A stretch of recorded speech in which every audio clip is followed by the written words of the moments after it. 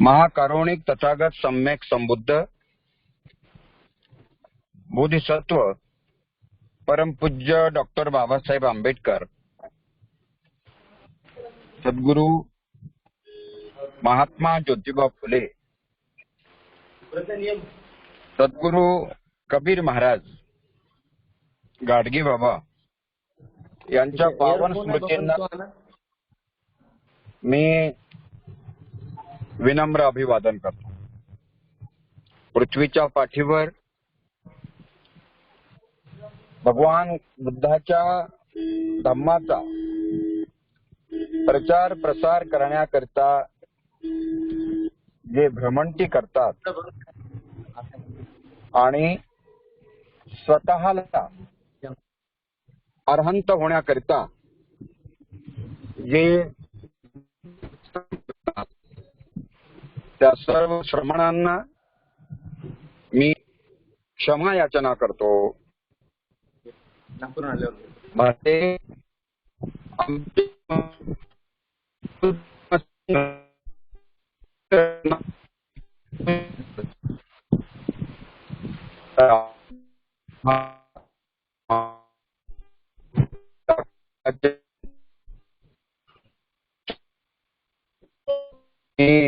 पंचांग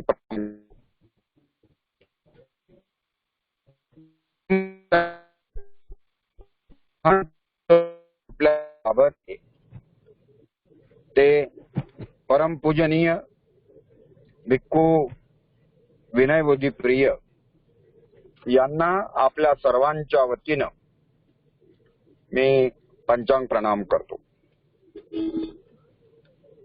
या धम्मदेशनेला ग्रहण करण्याकरिता जे ज्येष्ठ आणि श्रेष्ठ उपासक उपासिका उपस्थित असतील त्यांना मी त्रिवार वंदन करतो. माझ्या बरोबरीचे किंवा माझ्यापेक्षा जे लहान असतील त्यांना मी मैत्रीपूर्ण जय भीम करतो. या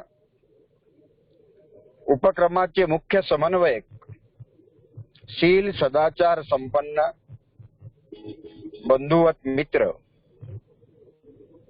प्राध्यापक उमेश पठारे आणि टेक्निकल बाजू सांभाळण्याकरिता मदत करीत असलेले त्यांचे चिरंजीव हर्षवर्धन यांचं स्वागत करतो आणि बनतेंची देशना सुरू होण्याच्या आधी आपण त्रिशरण पंचशील त्यांच्याकडून घेऊया आणि त्यासाठी आपण जिथे असाल तिथे जसे असाल तसे आपण हात जोडावे अशी मी तुम्हाला सगळ्यांना विनंती करतो. अरहं सम्मा संबुद्धो भगवा बुद्धं भगवन्तं अभिवादे स्वाख्यातो भगवा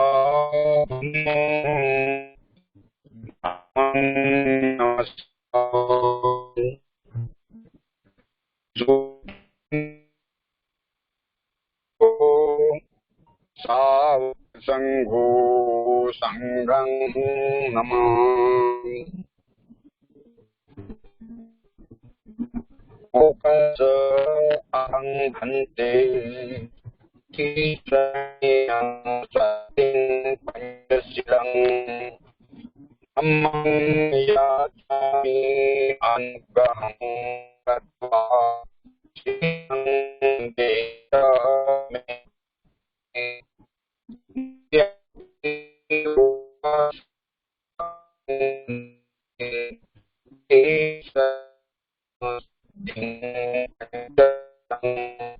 धम्मं याचामि अनुग्रहं वाशीलं देह मे भन्ते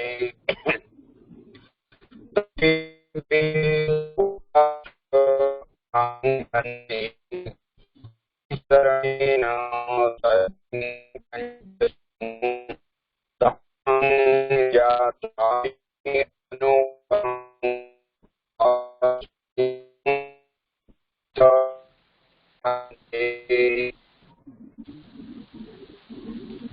यमहं वदामि तं वदेथ।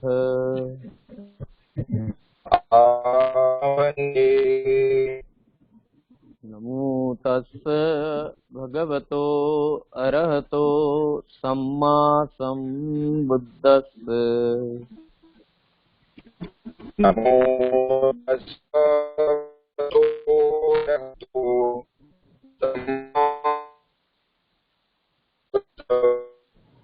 नमो तस्स भगवतो अरहतो सम्मा सम्बुद्धस्स। नमो तस्स भगवतो अरहतो सम्मा सम्बुद्धस्स। नमो तस्स भगवतो अरहतो सम्मा सम्बुद्धस्स। नमो तस्स भगवतो अरहतो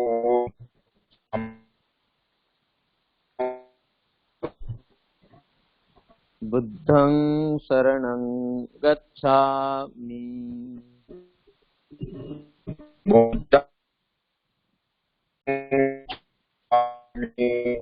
धम्मं शरणं गच्छामि। धम्मं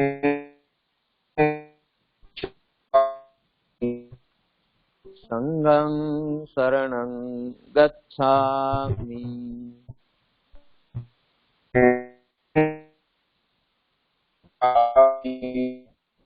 द्वितीयम्पि बुद्धं शरणं गच्छामि। द्वितीयम्पि बुद्धं शरणं गच्छामि। द्वितीयम्पि धम्मं शरणं गच्छामि।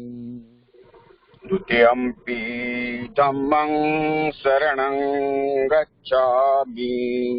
द्वितीयम्पि संघं शरणं गच्छामि।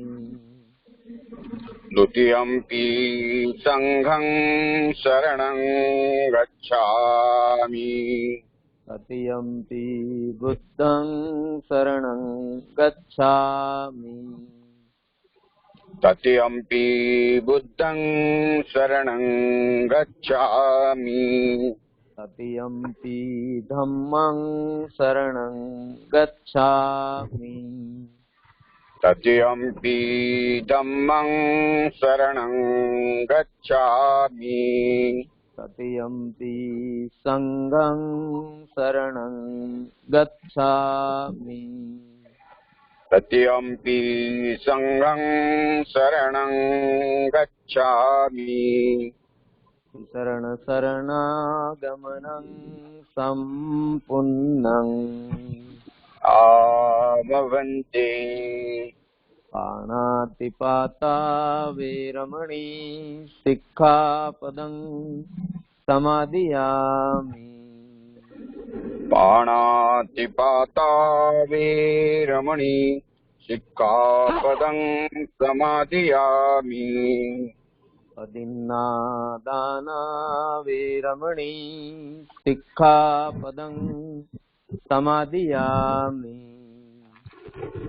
अदिन्नादाना वेरमणि सिक्खापदं समादियामि। कामेषु मिच्छाचारा वेरमणि सिक्खापदं समादियामि। कामेषु मिच्छाचारा वेरमणि सिक्खापदं समादियामि। मुसावादा वेरमणि सिक्खापदं समादियामि। मुसावादा वेरमणि सिक्खापदं समादियामि। सुरामेरयमज्जपमादट्टाना वीरमणि सिक्खापदं समादियामि। सुरामेरयमज्जपमादट्टाना वीरमणि सिक्खापदं समादियामि। साधु साधु साधु तिसरणेन सद्दिं पंचशीलं धम्मं साधुकं सुरक्षितं कृत्वा अपमादेन शीलं सम्पादेतव्यम्।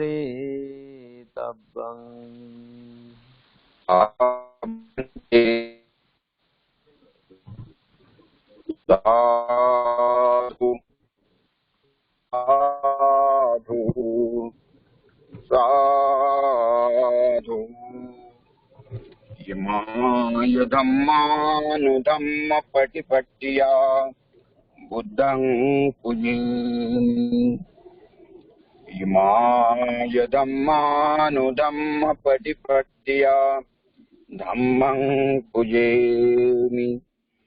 इमाय धम्मानुधम्म पटिपट्टिया संघं पुजेमि। साधु साधु। मित्रांनो, आपण पंथीजीकडनं त्रिशरण पंचशील ग्रहण केलेलं आहे. आता आपल्याला साप्ताहिक जो विषय आपला ठरलेला आहे, बुद्ध दर्शन शास्त्र, बुद्धाचं जे तत्वज्ञान आहे ते तत्वज्ञान पंथीजी आपल्या व्याख्यानातून आपल्याला धम्मदेशनेच्या माध्यमातून दर रविवारी सांगत असतात. आपण सावधानतेनं, गंभीरतेनं आपण ते ग्रहण करावं. मी आपल्या सर्वांच्या वतीनं पंथीजींना दोन्ही हात जोडून याचना करतो. म्हणते, आपण आम्हावरती अनुकंपा करावी आणि बुद्धाचं दर्शन शास्त्र या विषयावर आम्हाला धम्मदेशना द्यावी अशी परत याचना करतो. वंदनीय भिक्खू विनय बोधिप्रियजी. साधु साधु साधु. कामाचे आश्रव, दृष्टीचे आश्रव, भवाचे आश्रव इत्यादी सर्व प्रकारच्या आश्रवातून विमुक्त असणारे, सर्व प्रकारच्या उत्तम गुणांची खाण असणारे, सर्व प्रकारच्या महान बलांनी युक्त असे महान वीर, करुणेचा महासागर भगवान सम्यक संबुद्ध, शील समाधी प्रज्ञा या महान अर्थपूर्ण निर्वाणगामी सिद्धांतावर अधिष्ठित असलेला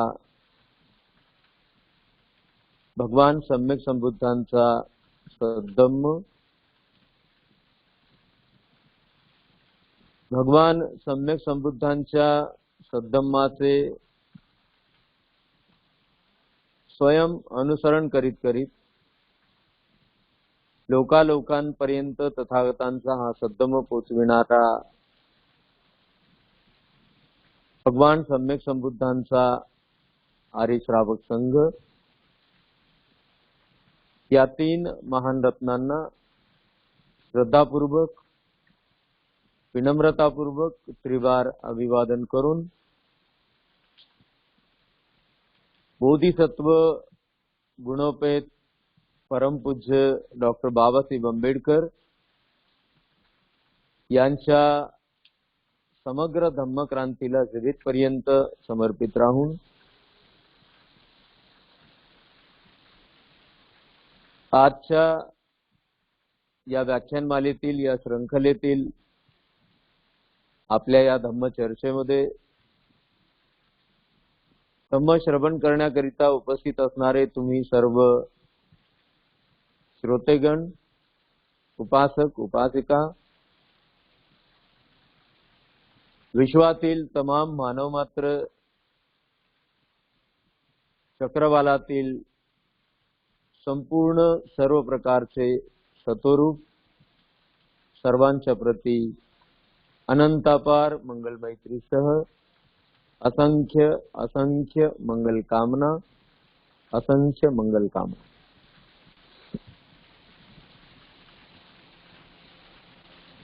बुद्धाचे मत, तथागतांचे मत, ज्याला बुद्धाचे सिद्धांत म्हणून आपण पाहण्याचा प्रयत्न करीत आहोत. बुद्धाचे मत, बुद्धाचा धम्म हा सार्वभौमिक आहे. मानव मात्रांच्या दृष्टीने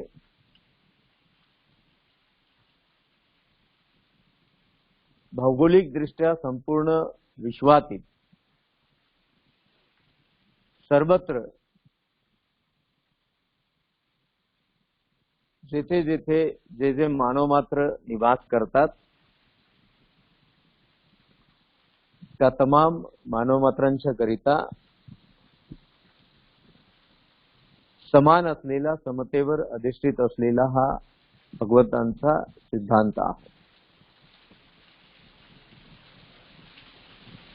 बुद्ध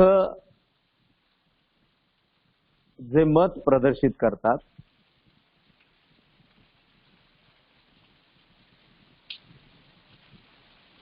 कुणाचे खंडन करण्याकरिता म्हणून नाही,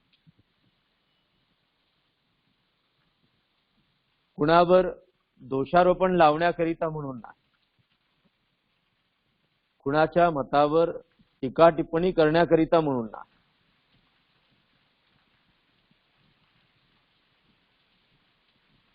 समोरच्या व्यक्तीचे मत जाणून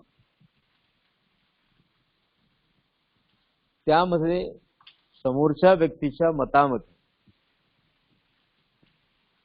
ते अनिष्ट असेल, ते अनर्थकारी असेल,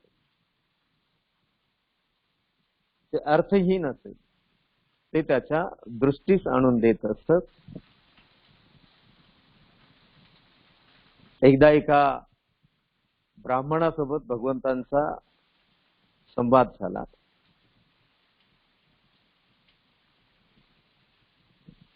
ब्राह्मणाचे मत होते की ब्राह्मण हे श्रेष्ठ आहे, क्षत्रिय, वैश्य आणि शूद्र हे त्यापेक्षा खालचे आहे.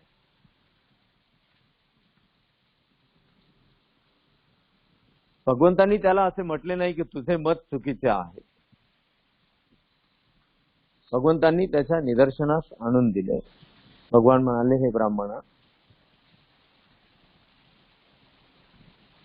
जर तुझ्या म्हणण्यानुसार ब्राह्मण हे श्रेष्ठ आहे आणि त्यानंतर वैश्य, क्षत्रिय, वैश्य आणि शूद्र आहेत, तर मला हे सांग, एखाद्या ब्राह्मण स्त्रीशी क्षत्रिय, वैश्य किंवा शूद्र यांचा सहवास घडला आणि त्यातून जर संतती जन्माला आली तर त्या संततीला ब्राह्मण म्हणावं की क्षत्रिय, वैश्य आणि शूद्र यांच्यापैकी ज्यांच्याशी तिचा सहवास घडला त्यापैकी एक म्हणावं? त्या ब्राह्मणाला त्याचे उत्तर देता आले नाही. न जच्चा होती ब्राह्मणो न जच्चा होती वत्सलो, कम्मनो होती ब्राह्मणो कम्मनो होती वत्सलो. जातीने कोणी ब्राह्मण होत नाही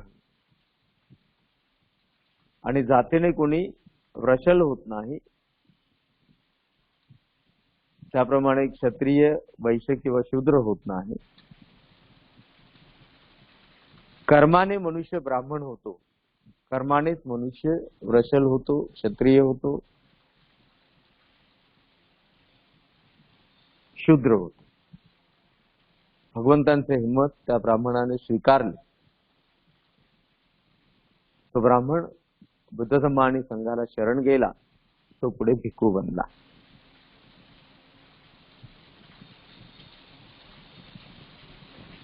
बौद्ध सिद्धांतामध्ये आपणाला आता जाणून घ्यायचं आहे की बौद्ध सिद्धांताचा आधार काय. हे काहीच क्लिष्ट आहे, जाणून घेण्यास थोडस तुम्हाला कठीण वाटेल, परंतु हे तेवढंच सहजपण आहे. हे सहज या अर्थाने आहे की हे ग्रहण करत असताना ग्रहणकर्त्याचे मत, जो ग्रहणकर्ता आहे, जो श्रावक आहे,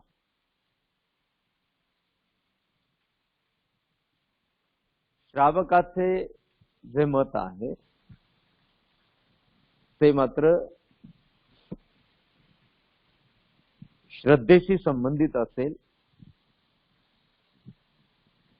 आणि जो कोणी श्रावक स्वतःला स्वतःमध्ये शोधण्याचा प्रयत्न करत असेल, ज्याचा आधार बौद्ध शास्त्र असेल, बौद्ध धम्माचे सिद्धांत असतील, तर मात्र सहजपणे कुणीही बुद्ध दर्शनाला, या शास्त्राला जाणून घेऊ शकतात. आपण सहजपणे ते आत्मसातही करू शकतो. मागील वेळेला आपण पाहत आहोत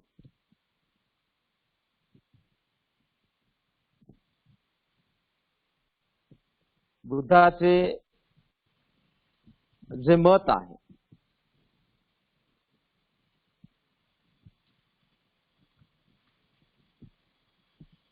बुद्धाचे जे सिद्धांत आहे,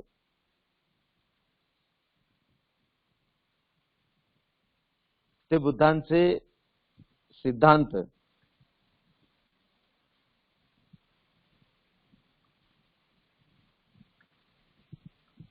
हे मनुष्याच्या जीवनाशी कसे निगडित आहेत, कसे सुसंबद्ध आहेत,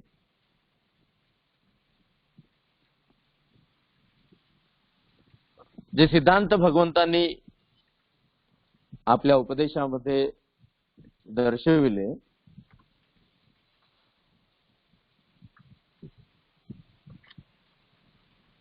बौद्ध सिद्धांतांचा चिकित्सक अभ्यास आपण जर केला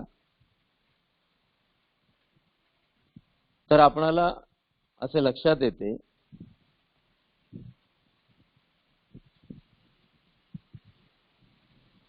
बौद्ध जीवन जगण्याचा जो आदर्श, बौद्ध जीवन जगण्याच्या आदर्शामध्ये प्राचीन काळापासूनच दुमत आहे, दोन मत आहे.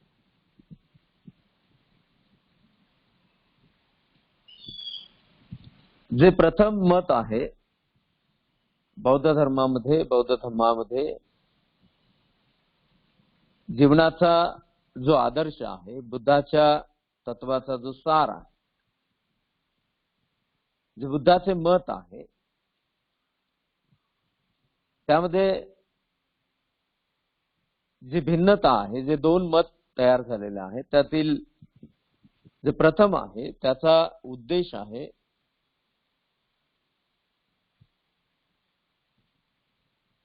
ज्या मलिन वासना आहेत, त्या मलिन वासनांचा क्षय करण्याचे मार्ग दर्शविणारा सिद्धांत म्हणजे बुद्धाचा सिद्धांत आहे. आणि अर्थातच स्वाभाविकतः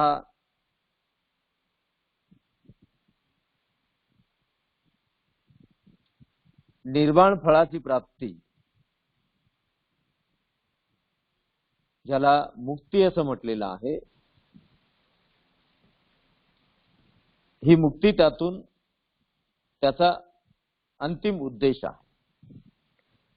हे प्रथम मत आहे. एक मत आहे बौद्ध धम्माचे जे धम्ममय जीवन जगण्याचे जे आदर्श आहे, ज्यामध्ये दोन मत तयार झाले. त्यातील पहिले मत असे आहे की मलिन वासनांचा क्षय करण्यासाठी भगवंतांनी केलेला उपदेश हा एक सिद्धांत ठरतो आणि त्याचे फळ हे मुक्तीमध्ये आहे, किंवा ज्याला निर्वाण असं भगवंतांनी म्हटलेलं आहे.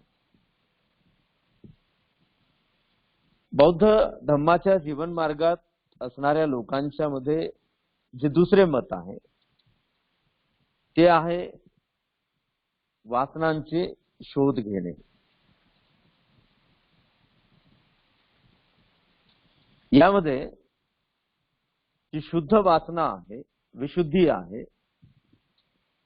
त्या विशुद्धीचा आविर्भाव होतो आणि त्यातून काय शुद्धी होते, देह शुद्धी होते. काय शुद्धीच्या द्वारा मनुष्य लोककल्याण संपादन करू शकतो. एका व्यक्तीचे फल प्राप्त करणे, एका व्यक्तीला फल प्राप्त होणे हे अनेकांच्यासाठी आदर्शवत ठरू शकते.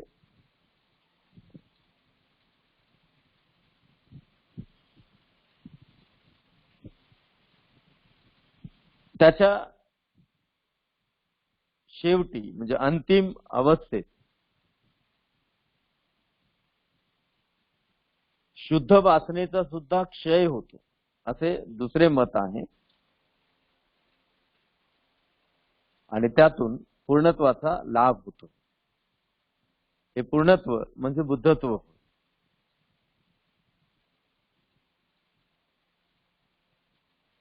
या दोन्ही मतामध्ये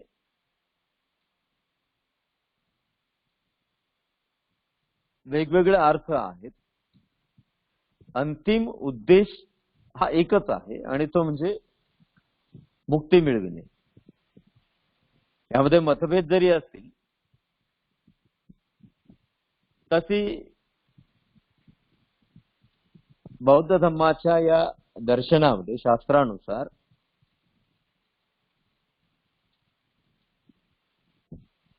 हे जे दोन मत आहेत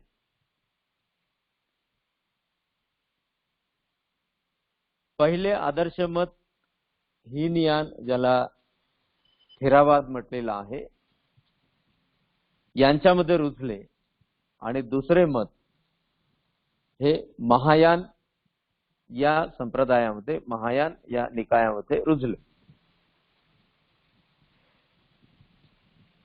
हे मात्र सत्य आहे की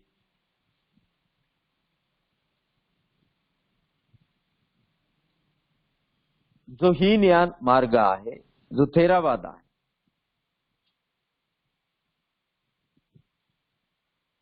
या थेरावादाचा महायान हीनयानाचा हा आदर्श मार्ग महायानाचा दुसऱ्या मताचा आधार ठरलेला आहे.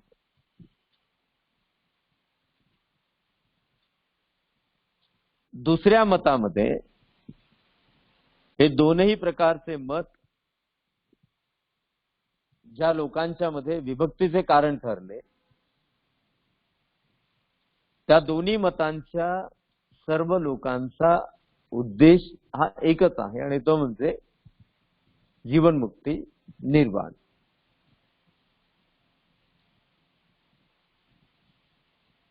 परंतु बौद्ध दर्शनाच्या नुसार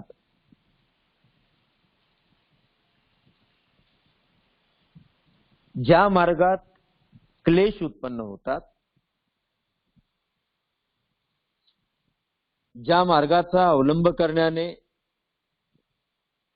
क्लेश उत्पन्न होतात, त्यालाच अज्ञान असं म्हटलेलं आहे.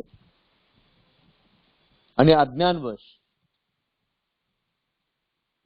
जे क्लेश निर्माण झाले त्याचे उद्दिष्ट न जाणून घेण्याला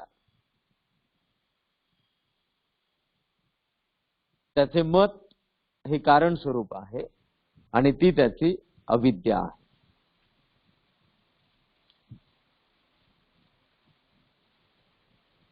प्राचीन काळी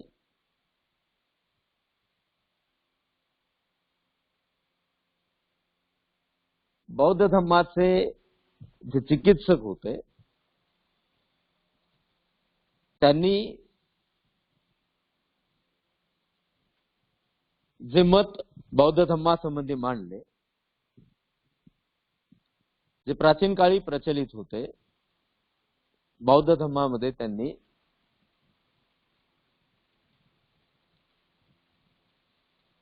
तीन आदर्श प्रधान रूप मांडले. बौद्ध धर्माचा जो आधार आहे, जो पाया आहे, बुद्धाचे सिद्धांत, या तथागतांच्या सिद्धांतानुसार, बुद्धत्वाच्या ज्ञानानुसार प्राचीन काळी असे मत प्रचलित होते की श्रावक, प्रत्येक बुद्ध आणि सम्यक संबुद्ध हे तीन बौद्ध धर्माचे प्रधान स्वरूप आहेत, प्रधान आधार आहेत, प्रमुख आधार आहेत.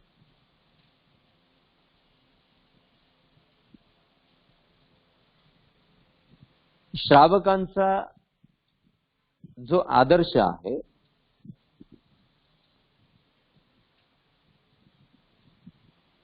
तो श्रावकांचा आदर्श हा सामान्य जनांच्या पेक्षा, श्रावक म्हणजे श्रवण करणारा, अर्थात बौद्ध धर्माच्या शास्त्राशी निगडीत असल्या कारणाने बुद्धाचा उपदेश श्रवण करणारा जो श्रावक आहे, जे अन्य जन आहेत, जे श्रावक नाहीत, अर्थात जे बुद्धाच्या उपदेशाला ग्रहण करीत नाही, श्रवण करीत नाही,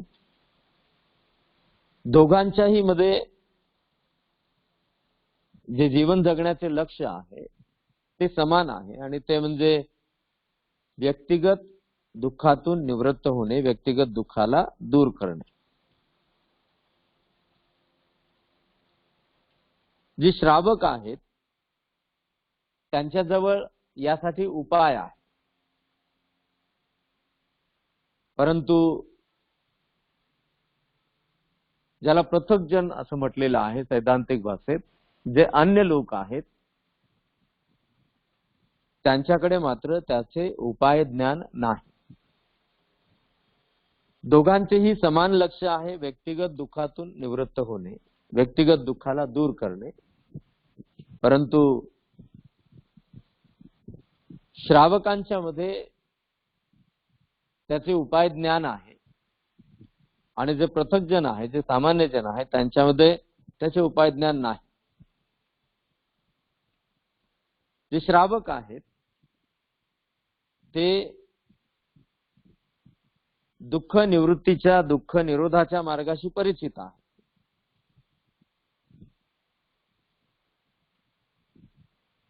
परंतु जे पृथक्जन आहेत ते मात्र दुःख निवृत्तीच्या, दुःख निरोधाच्या मार्गाशी परिचित नाही. त्यामुळे व्यक्तिगत दुःखाला दूर करणे हा जरी त्यांचा उद्देश असेल, हे जरी त्यांचे लक्ष असेल, तरी मात्र त्यांना मार्ग मात्र धारण करणे शक्य झालेले नाही.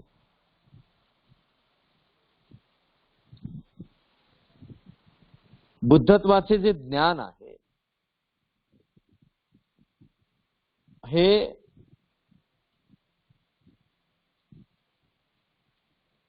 धारण करणे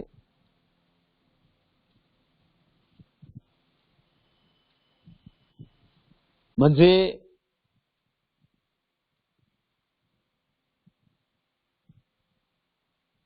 सर्व प्रकारच्या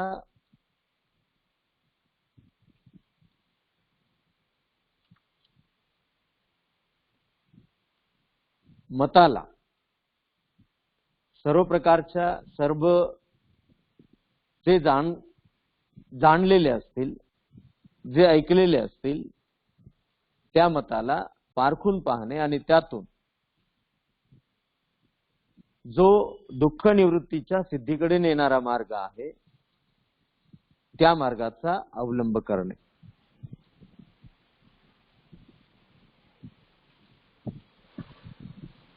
जे प्रत्येक बुद्ध आहेत त्यांचा जो आदर्श आहे तो श्रावकांच्या पेक्षा श्रेष्ठ आहे.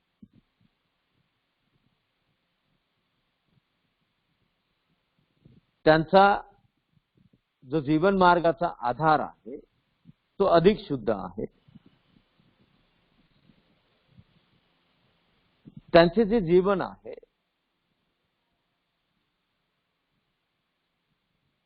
हे व्यक्तिगत स्वार्थाने प्रेरित झालेले आहे. स्वयं दुःख निवृत्तीला प्राप्त करणे,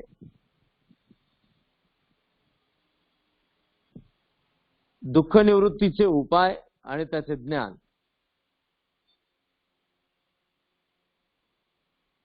हे धारण करण्यासाठी त्यांना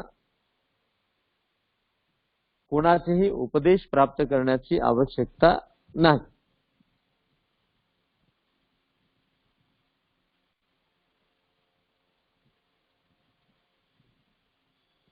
पूर्वसंचित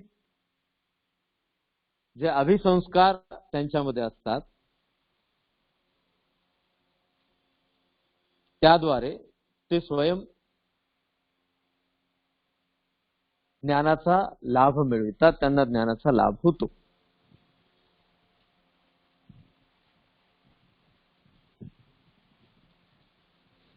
प्रत्येक बुद्धत्व प्राप्तीच्या मार्गावर आरूढ असतात. बुद्धत्व प्राप्तीचा मार्ग ते धारण करीत असतात. परंतु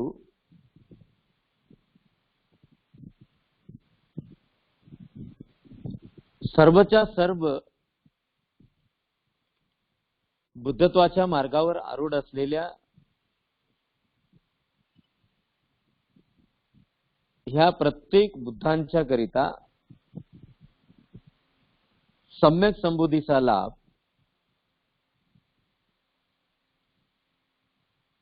हा दुर्लभ आहे.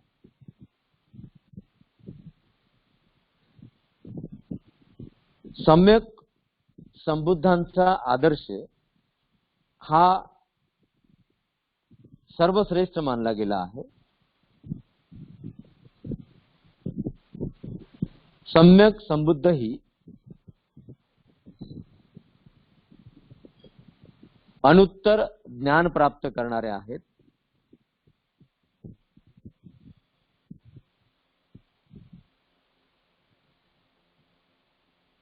जे क्लेशाचे आवरण आहेत, जे दोषाचे आवरण आहेत, त्या सर्व प्रकारच्या आवरणांना दूर करून सम्यक संबुद्धीचा लाभ होतो. हे ज्ञान अनंत आहे, ही अवस्था अनंत आहे. म्हणूनच सम्यक संबोधीच्या ज्ञानाला केवळ बोधी न मानता महाबोधी असं मानलेलं आहे.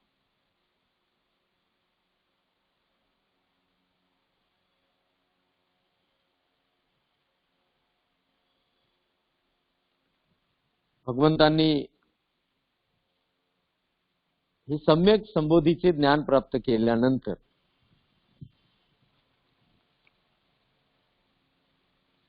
जी शिकवण भगवंतांनी दिली, जो उपदेश भगवंतांनी केला, तो अन्य सिद्धांताच्या पेक्षा, अन्य सिद्धांताच्या तुलनेत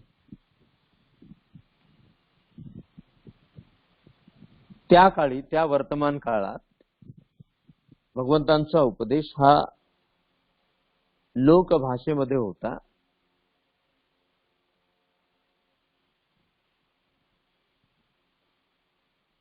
भगवंतांची शिकवण, सम्यक संबुद्धांची शिकवण ही अगदी साधारणात साधारण असलेल्या लोकांच्यासाठी सुद्धा होती. पूर्वी म्हटल्याप्रमाणे भगवंतांच्या शिकवणीमध्ये जी विशेषता आहे ती विशेषता म्हणजे सार्वभौमिकता आहे. आणि याच कारणाने त्या काळी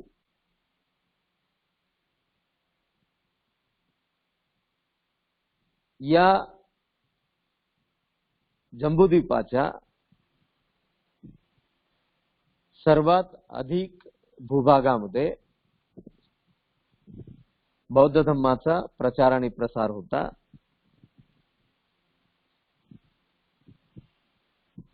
बुद्ध धम्माचे अनुसरण करणारे अनुयायी होते.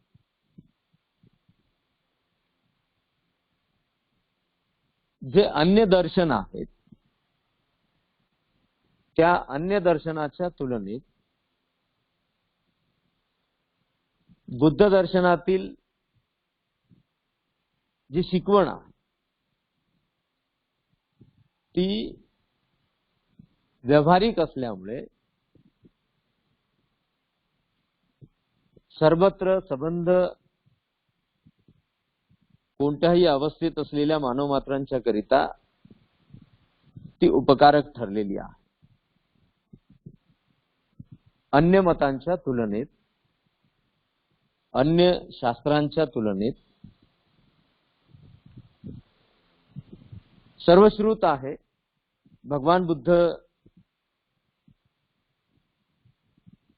दुःखाचा अंतिम निरोध करण्याचा उपाय सांगतात, मार्ग सांगतात. हे विश्व शाश्वत आहे की अशाश्वत, हे अनंत आहे की अंतवान आहे, जीव आणि शरीर एक आहे की भिन्न आहे, मृत्यूच्या नंतर अस्तित्व आहे की नाही,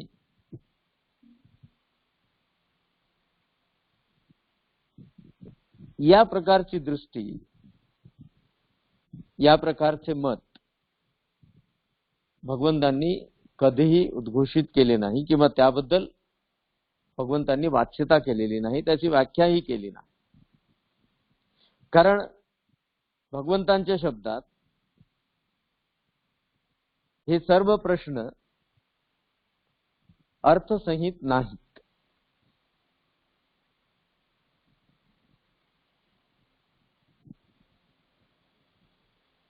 तेव्हा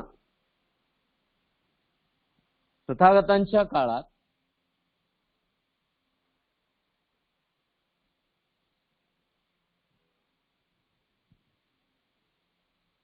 जे अन्य मताचे दार्शनिक होते त्या अन्य मताचे, त्यांचे असणारे जे मत आहे, त्यांचे जे दर्शन आहे, जे सिद्धांत आहेत, ते जनसामान्यांच्यासाठी निष्प्रभ ठरत असत. अगदी सहज स्वरूपात भगवंतांनी जो मध्यम मार्गाचा उपदेश केलेला आहे, तथागतांचा मार्ग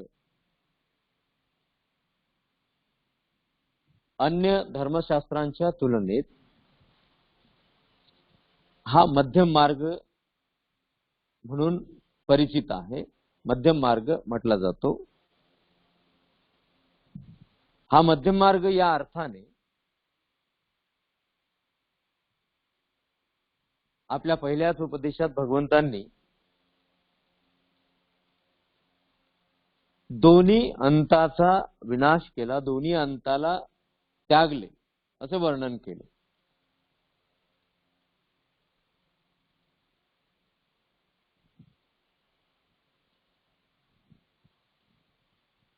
जे म्हणतात आत्मा आहे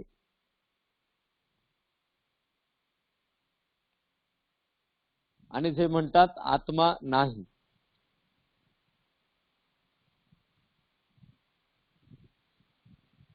उच्छेद आणि शाश्वत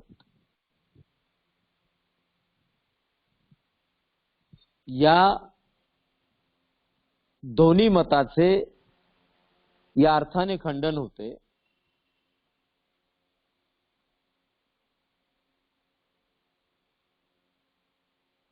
भगवान बुद्धांनी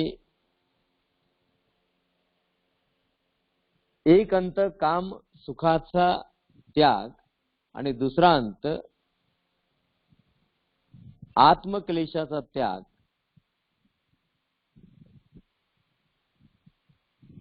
हे दोनही त्यागल्यानंतर जी दृष्टी प्राप्त केली ती दृष्टी म्हणजे मध्यम मार्ग होय. ह्या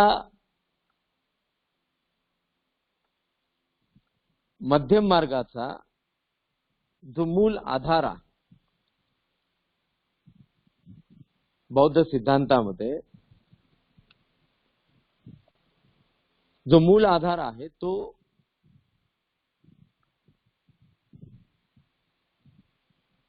हेतू प्रत्ययता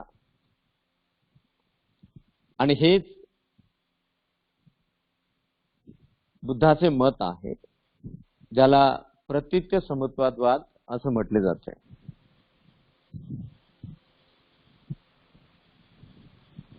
जे हेतू प्रत्यय आहेत अन्य मताच्या तुलनेत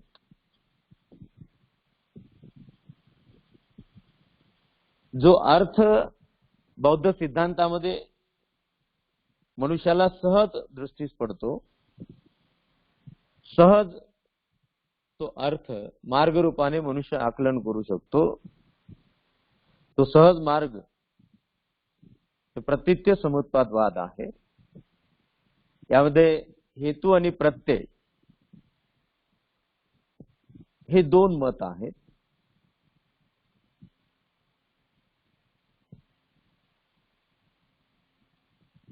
हेतूच्या असण्याने प्रत्यय होतो,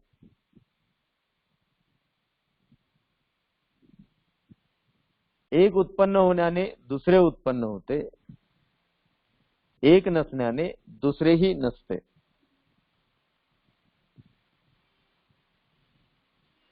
एक निरुद्ध होण्याने दुसरेही निरुद्ध होते.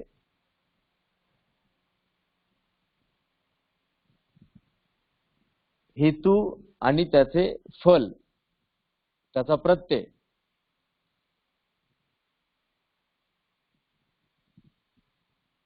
अनित्यता आणि अनात्मता या दोन सिद्धांतांना प्रतीत करते. इथे काहीही शाश्वत नाही. सर्व स्वभाव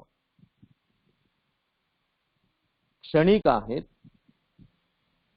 आणि हेतू प्रत्ययानेच ते उत्पन्न झालेले आहेत. हे बुद्धाचे ठोस मत आहे. एक गोष्ट आपण लक्षात घेतली पाहिजे की जे काही बुद्धांनी घोषित केले आहे, जे काही भगवंतांनी शिकवण दिली आपण त्याला असं म्हणतो, ती सर्व स्वयं अनुभूतीतून आहे. इतरांच्या द्वारा, कुणाच्याही द्वारा त्यांनी कधी ते ऐकलेले नाही. कुणाच्याही मार्गदर्शनाशिवाय स्वयं अनुभूतीने प्राप्त केलेले ते ज्ञान आहे.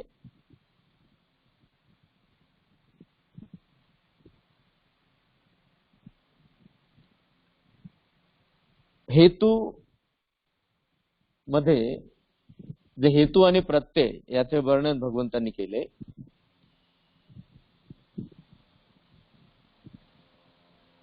यापैकी हेतूमध्ये 3 दोष दर्शविले जातात: आसक्ती, द्वेष आणि मोह. हे तीनही दोष, 3 पैकी प्रत्येक दोष चित्ताच्या अवस्थेला संस्काराकडे आकर्षित करणारा आहे. जेव्हा आसक्ती, द्वेष आणि मोह या संस्कारात लिप्त झालेले चित्त आहे,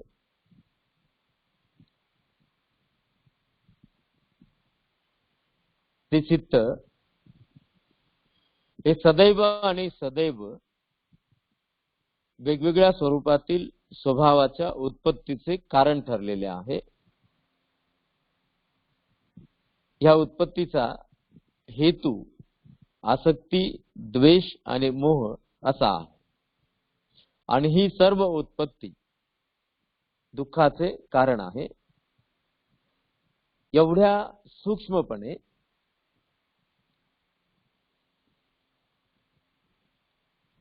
मनुष्याचे जे जीवन आहे त्याची संबंधित अन्य कोणत्याही मतामध्ये कोणीही त्याचे स्पष्टीकरण दिलेले नाही. मी पूर्वी म्हटल्याप्रमाणे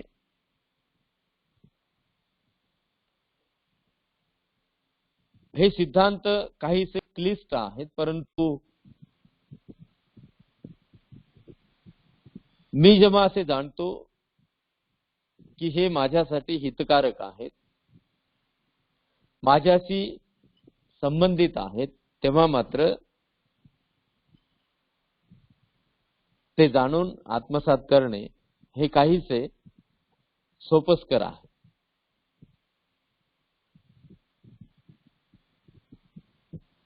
प्रतीत्य समुत्पन्न, प्रतीत्य समुत्पाद खरं तर बौद्ध दर्शनाला समजून घेण्यासाठी प्रतीत्य समुत्पादवाद, क्षणभंगुरवाद आणि अनिश्वरवाद तथा अनात्मवाद हे जाणून घेणे अनिवार्य आहे. हे जाणल्याशिवाय बौद्ध दर्शन काय आहे हे मात्र न समजणारे आहे.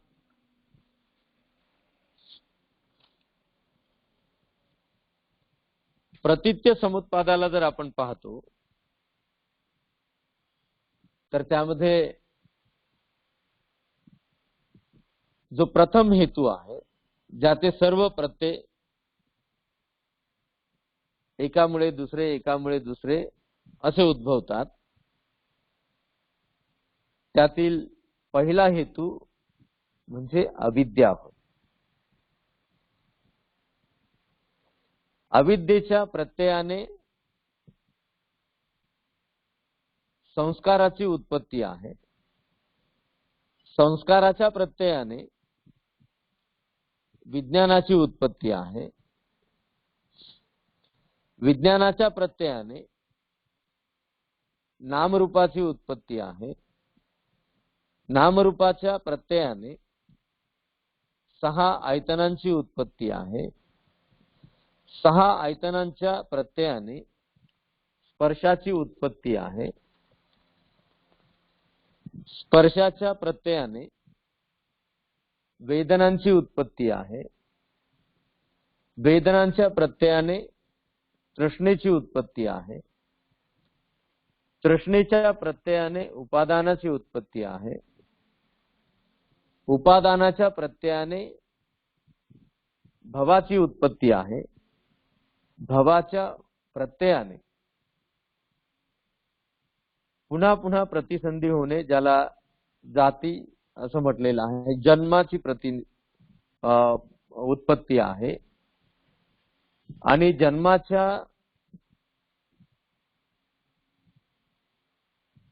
पश्चात, जन्मापासून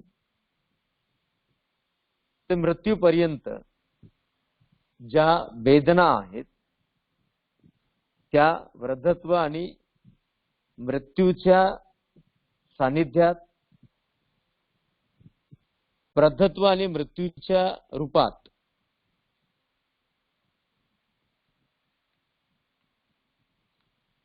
त्या उत्पन्न होतात.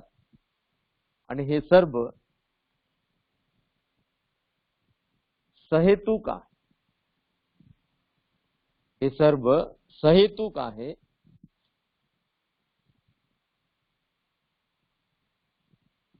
प्रतित्य समुत्पन्न हाच खऱ्या अर्थाने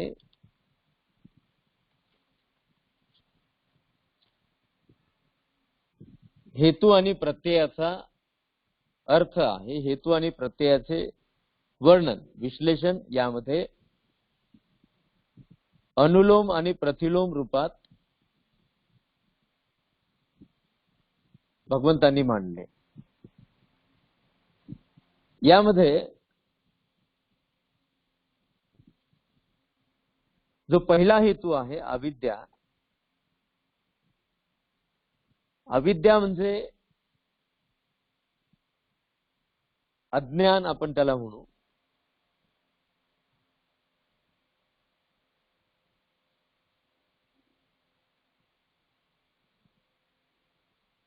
अविद्या ही स्वतःच्या कर्माने उत्पन्न होणारी आहे. हे अज्ञान, ही अविद्या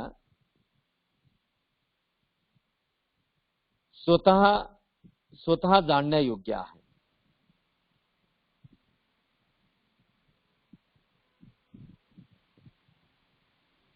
अविद्येला भगवंतांनी म्हटलेलं आहे, जे दुःखाला जाणत नाहीत ती त्यांची अविद्या आहे. जे दुःख समुदयाला जाणत नाहीत ती त्यांची अविद्या आहे. जे दुःख निरोधाला जाणत नाहीत ती त्यांची अविद्या आहे. दुःख निरोधाकडे नेणाऱ्या मार्गाला जाणत नाहीत ती त्यांची अविद्या आहे.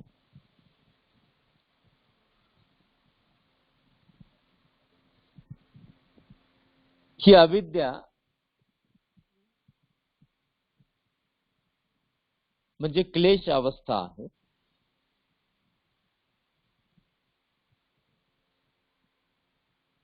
जे सर्व प्रकारचे क्लेश आहेत, त्या क्लेशांची उत्पत्तीचा आधार ही अविद्या आहे. अविद्येच्या प्रत्ययाने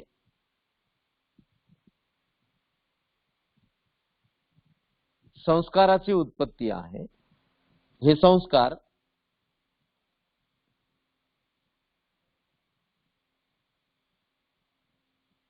चित्त प्रवृत्तीची कर्म अवस्था आहे.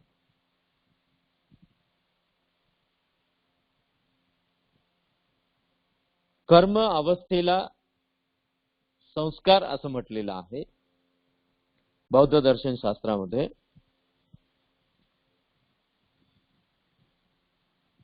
आणि जे काही कर्म उत्पन्न होतात ते मात्र अविद्येच्या प्रत्ययाने उत्पन्न होतात. जे काही संस्कार उत्पन्न होतात, ज्या कर्म अवस्था आहेत, त्या सर्व अविद्येच्या प्रत्ययाने उत्पन्न होतात.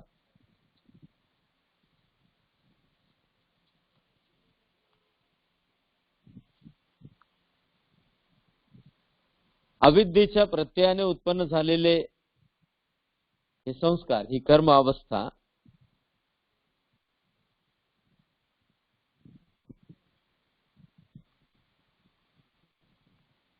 नाम, रूप, वेदना, संज्ञा आणि संस्कार याला प्रदर्शित करणारी आहे. अर्थात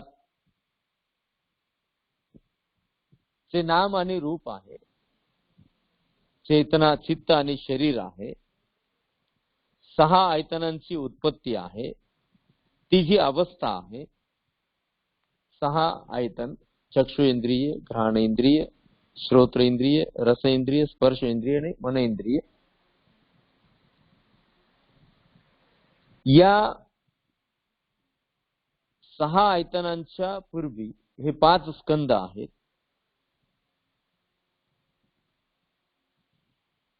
हे 6 आयतन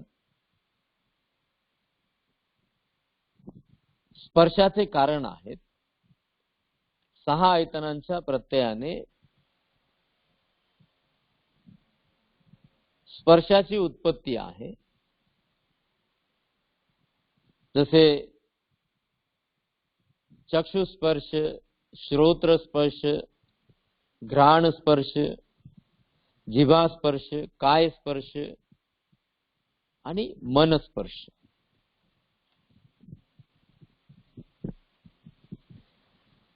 हे स्पर्श उत्पन्न होतात. या स्पर्शाचे ज्ञान होते ते इंद्रियाच्या रूपात, विषयाच्या रूपात,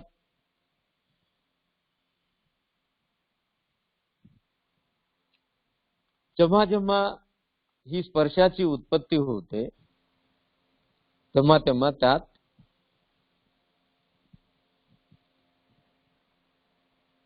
वेदनांचा स्पर्श होतो. वेदना स्पर्शित होतात.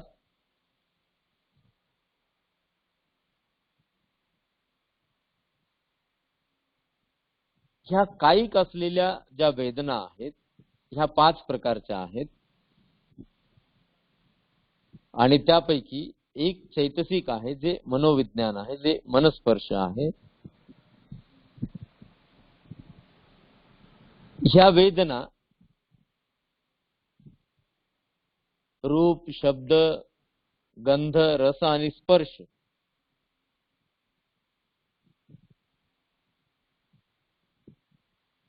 याकडे आकर्षित करणाऱ्या आहेत. याचे अधिकाधिक आस्वादन मिळावे यासाठी त्या प्रेरित करणाऱ्या आहेत आणि त्यातून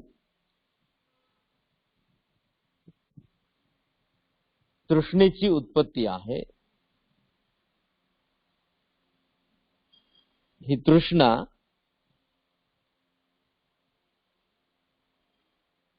काम, दृष्टी, शीलव्रत आणि आत्मवाद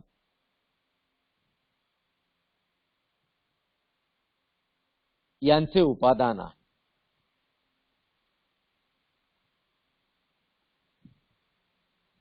पूर्वी म्हटल्याप्रमाणे प्रथम हेतू आहे आणि त्यानंतर उत्पत्ती आहे.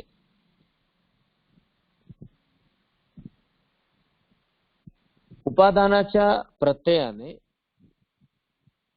भव आहे. भव कर्म आणि उपपत्ती. कर्म आणि कर्मातून उत्पन्न झालेल्या संस्काराची निर्मिती उत्पत्ती आहे.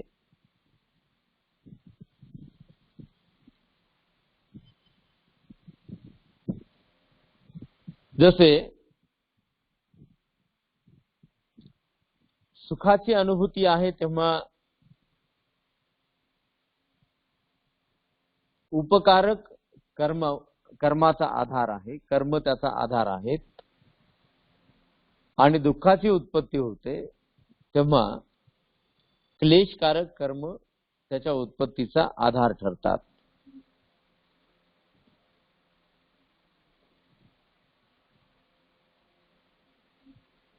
आणि त्यातून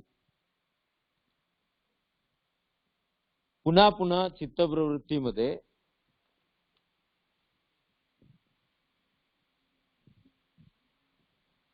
त्या संस्काराची उत्पत्ती आहे, त्या संस्काराची जडणघडण आहे. हे मत मी जरी आपणाला शब्दशः अर्थाने सांगत आहे, हे अत्यंत दीर्घ आहे. हे यासाठी यावेळेला मी आपणासमोर सांगण्याचा प्रयत्न करत आहे की बौद्ध दर्शन हे या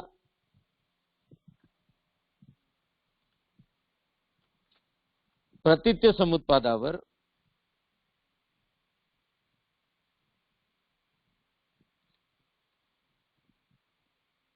क्षणभंगुरवादावर, अनिश्वर आणि अनात्मवादावर आधारित आहे.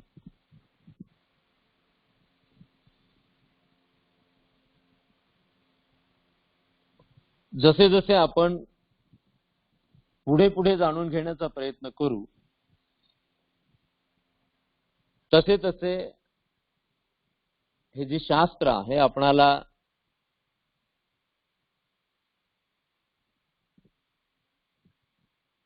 पूर्ण अर्थाने जाणून घेणे हे सोपस्कर ठरू शकेल. हेतू आणि प्रत्ययावर जर आपण केंद्रित झालो, हेतू आणि प्रत्ययाबद्दल जर स्वयं अनुभूतीला आपण प्राप्त करू शकलो, तर मग मात्र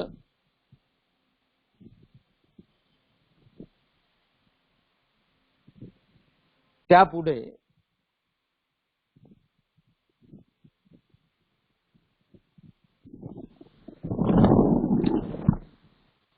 उत्पत्ती आणि विनाशाचे हे जे कार्यकारण आहे, हे जे ज्ञान आहे, हे आपणाला सहजपणे होऊ शकेल. पूर्वी म्हटल्याप्रमाणे भगवंतांचा जो धम्म आहे, तथागतांची जी देशना आहे, ती सर्वसामान्यांसाठीच अधिक आहे.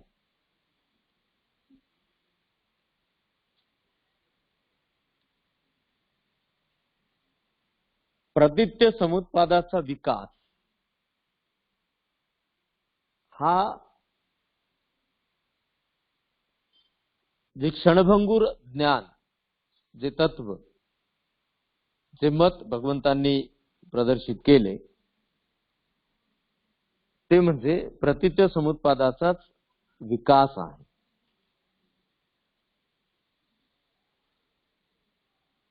इथे जे सत्व आहेत ते या मताचे प्रमुख आधार ठरतात.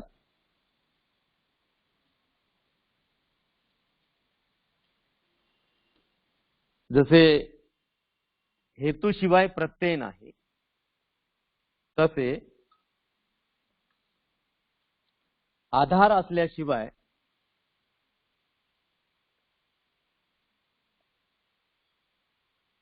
स्वभावाची उत्पत्ती नाही.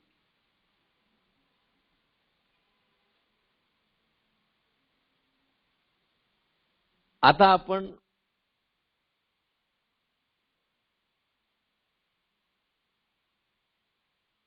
बौद्ध धम्माच्या मताच्या अतिरिक्त जे सहज आकर्षित करणारे आहे ते अन्य मत या संबंधी जाणून घेण्याचा प्रयत्न केला तर सहजपणे असे दृष्टीस पडते की बुद्धाचे तत्वज्ञान हे सखोल आहे.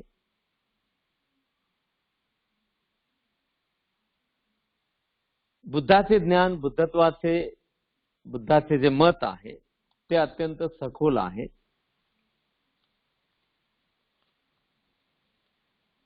वरकरणी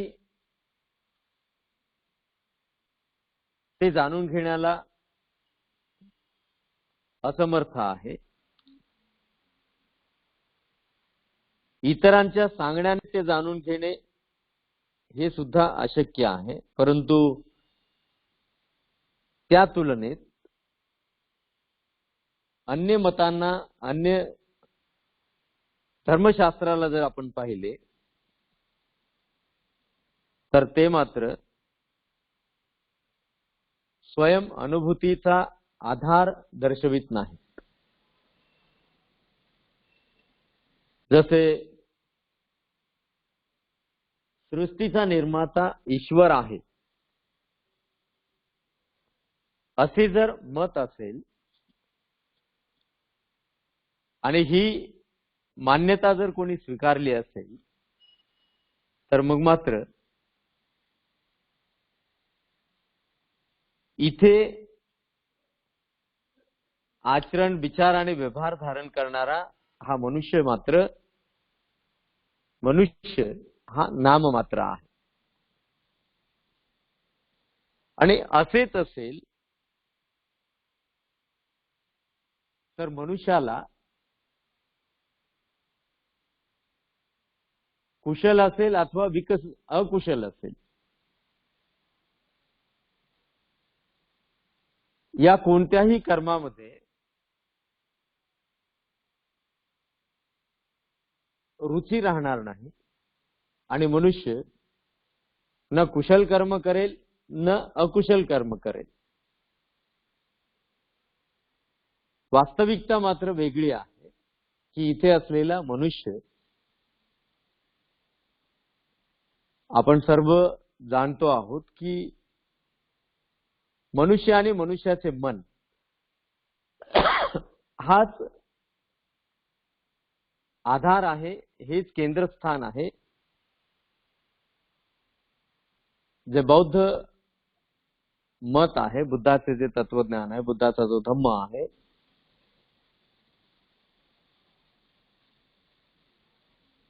भगवंतांनी कधी कुणाशी तुलना केली नाही. परंतु आपण तथागतांचे मत हे सत्य आहे. बौद्ध धर्मशास्त्र हे अर्थ स्पष्ट करणारे आहे असे जेव्हा आपण मानतो किंवा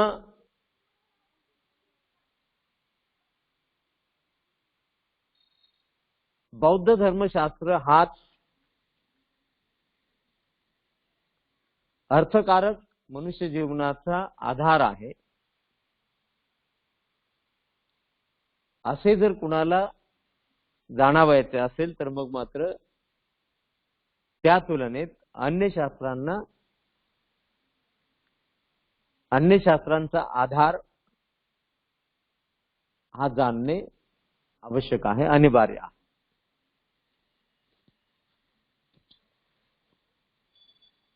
पूर्वी देखील मी असे म्हटले आहे की माझ्या अल्पज्ञानातून मी जे काही जाणण्याचा प्रयत्न केला त्यातून असे दृष्टीस पडले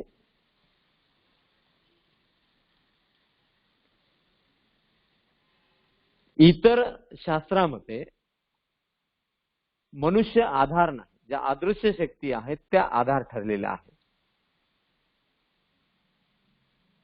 ज्यांची ना उत्पत्ती आहे ना ज्यांच्या उत्पत्तीचा इतिहास आहे. परंतु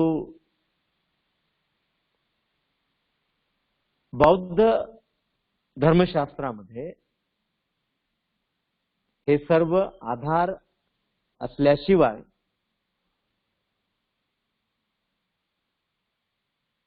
कोणत्याही कर्माची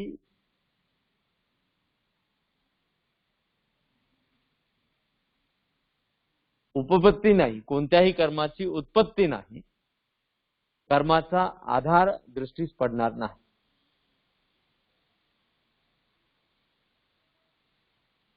हे बौद्ध दर्शन म्हणजे तथागतांनी मानलेले जे मत आहे, तथागतांची जी शिकवण आहे, एक प्रकारे ते जाणून घेण्याकरिता केलेली चिकित्सा आहे. हे आपण सातत्याने संक्षेपात का होईना दर्शन शास्त्र या रूपात जाणून घेण्याचा प्रयत्न करीत आहोत. मी माझ्या अल्प अनुभवाने ते वर्णन करण्याचा प्रयत्न करीत आहे, जे मला जाणता आले, जे मला समजून घेता आले. आपणासमोर यामध्ये अनेक प्रश्न निर्माण होऊ शकतात. कदाचित त्याची उत्तरे असू शकतात, कदाचित त्याची उत्तरे असू शकत नाही. आपण कुठल्याही गोंधळात न पडता हे बुद्धाचे मत शास्त्रीय दृष्ट्या आपल्यासाठी कसे उपयुक्त ठरणारे आहे हे ग्रहण करायचे आहे. यासाठी बुद्धविहार समन्वय समितीच्या वतीने अशा प्रकारच्या विषयावर आपणाला चिकित्सा करता यावी आणि अशा प्रकारच्या विषयांचे आपणाला ज्ञान व्हावे याकरिता हे व्याख्यान आणि अशा अनेक नानाविध विषयावरचे व्याख्यान आयोजित करण्यात आले आहेत. आपण सर्व श्रोते जे सातत्याने यामध्ये सहभागी होत आहात, निश्चितच आपल्या सर्वांच्या ज्ञानामध्ये यातून भर पडेल, ती भर पडावी आणि ती उर्वरित आयुष्यात आपणाला अधिकाधिक आदर्श जीवन जगण्याचा मार्ग ग्रहण करण्यासाठी उपयुक्त ठरावी. अशा प्रकारची मंगल भावना त्रिरत्न अनुभवावे. आपणा सर्व उपस्थित श्रोत्यांच्या प्रती, विश्वातील तमाम मानव मात्रांच्या प्रती, संपूर्ण सर्व प्रकारच्या सत्वरूपांच्या प्रती सर्वांचे मंगल हो, सर्वांचे कल्याण हो, सर्वांचे जय मंगल हो.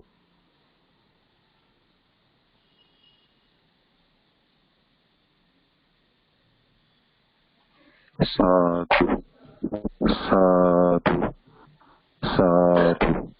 सब्ब रोगा विनिमुक्तो सब्ब संतापवर्जितो सब्ब वेरमतिक्कन्तो निब्बूतो सतुमं भवं सब्बित्तियो विभज्जन्तु सब्ब रोगो विनश्यतु माते भवत्वन्तरायो सुखी दीर्घायुको भव. भवतु सब्ब मंगलं रक्षन्तु सब्ब देवता सब्ब बुद्धानुभावेन सब्ब धम्मानुभावेन सब्ब संघानुभावेन सदा सोत्थी भवन्तु तेति.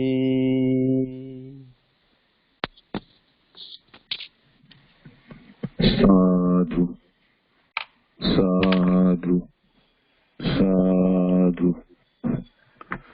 खूप खूप धन्यवाद म्हणते.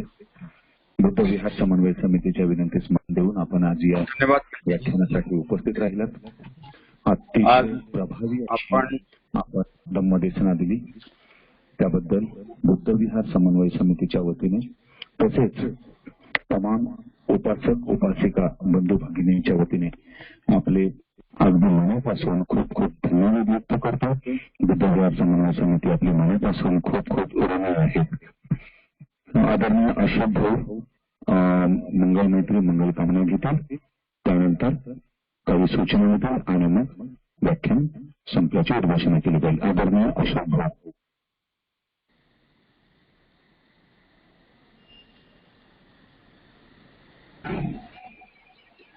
धन्यवाद बंटीजी. बुद्ध दर्शन शास्त्राची एक एक पायरी आपल्या आम्ही दर रविवारी सायंकाळी समजून घेण्याचा प्रयत्न करीत आहोत. पुढच्या रविवारी याच्या पुढची पायरी आपण आम्हाला सांगणार आहात. आणि आज जे 131 उपासक या धम्मदेशना ग्रहण करण्यासाठी उपस्थित होते, ते पुढच्या रविवारी देखील उपस्थित राहतील अशी अपेक्षा करतो. आपल्या आरोग्याची आणि आयुष्याची,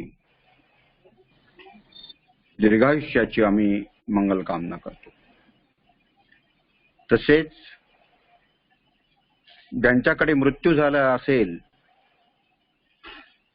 त्या मृत व्यक्तीच्या विषयी आदरांजली व्यक्त करतो. त्यांच्या परिवाराच्या विषयी मंगल कामना व्यक्त करतो. सर्व प्राणी मात्राच्या सुखाची आणि मित्रांच्याही सुखाची आणि शत्रूंच्याही सुखाची मंगल कामना करण्यासाठी आपण सगळ्यांनी हात जोडावे. सबका मंगल हो, सबका मंगल हो, तेरा मंगल मेरा मंगल, सबका मंगल हो, सबका मंगल हो. दृश्य और अदृश्य सभी जीवों का मंगल हो रे. जल के तल के और गगन के प्राणी सुखिया हो,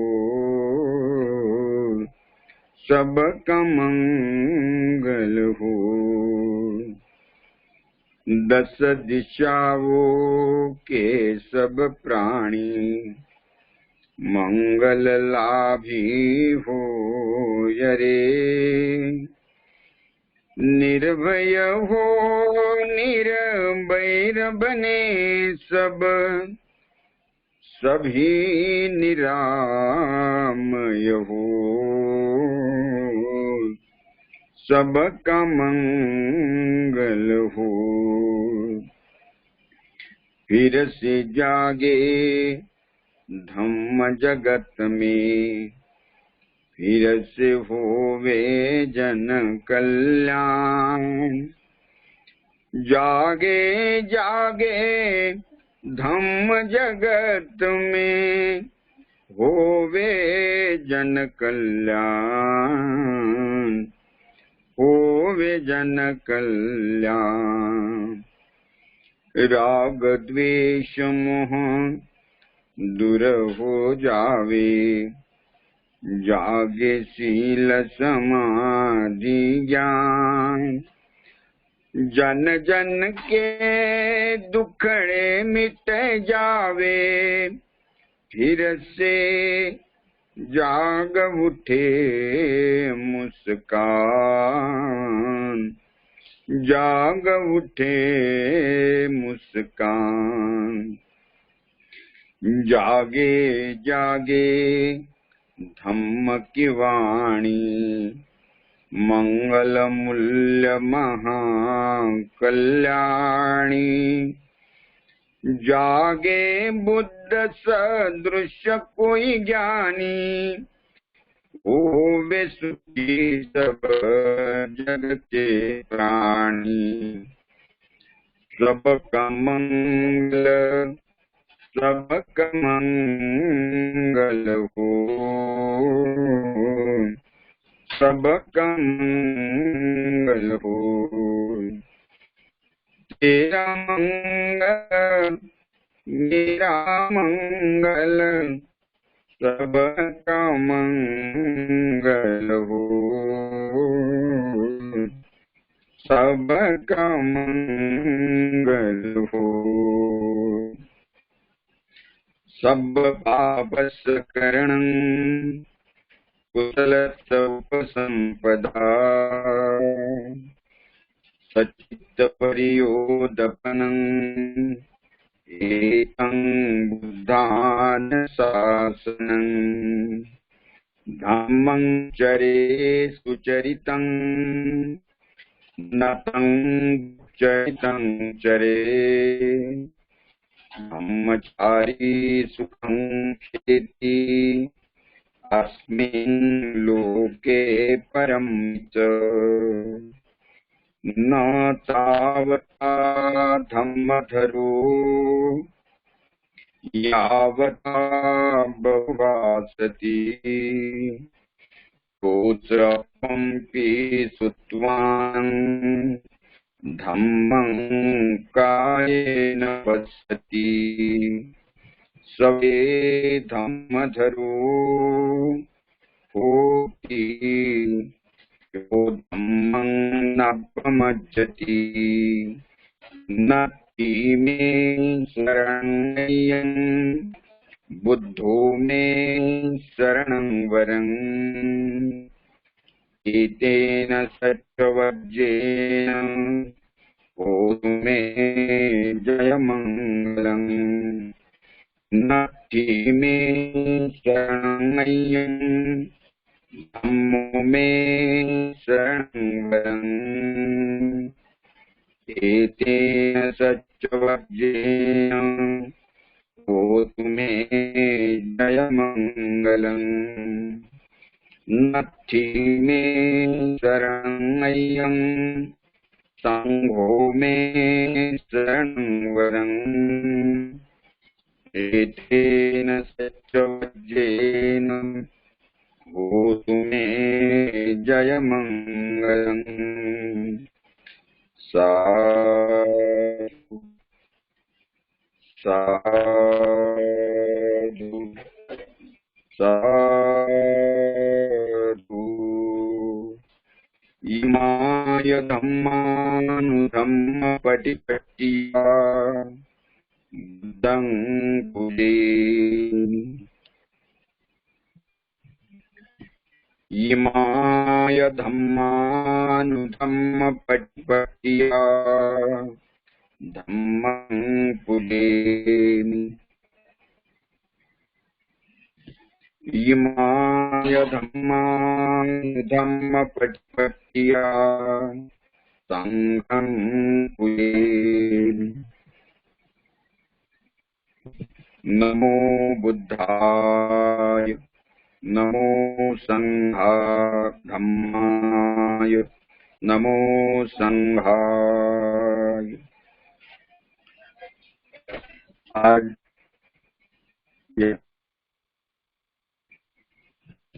जिंच्या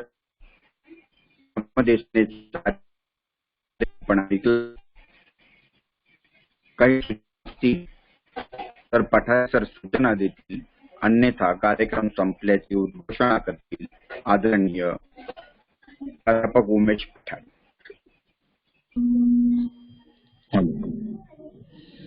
धन्यवाद। वंदनीय भिक्खू विनयबोधी प्रिय यांनी अतिशय प्रभावी व सुंदर अशी धम्मदेशना आपणा सर्वांना दिलेली आहे। बुद्धविहार समन्वय समितीच्या वतीने वंदनीय विनयबोधी भंते यांचा अगदी मनापासून पुनश्च आभार व्यक्त करतो। त्याबरोबरीने आदरणीय अशोक भाऊ सरस्वती बोधी यांचे देखील अगदी मनापासून खूप खूप आभार व्यक्त करतो। त्याचबरोबरीने जे 131 उपासक उपासिका बंधू भगिनी आजच्या या व्याख्यानासाठी उपस्थित राहिले त्या सर्व बंधू भगिनींचे देखील अगदी मनापासून खूप खूप धन्यवाद व्यक्त करतो। आदरणीय अशोक भाऊ हे आज प्रवासात होते आणि मी देखील आज प्रवासात होतो।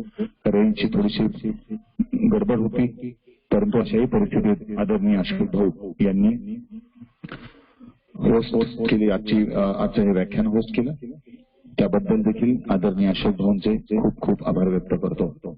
उद्याच्या व्याख्यानासाठी याच लिंकवर 7:30 वाजता आपण सर्वजण भेटणार आहोत. कृपया मोठ्या संख्येने अवश्य उपस्थित राहावे असे सर्वांना विनम्र आवाहन. आजचे व्याख्यान या ठिकाणी संपले असे जाहीर करतो. थांबतो. सर्वांना पुनश्च नमो बुद्धाय व जय भीम. धन्यवाद. Good night.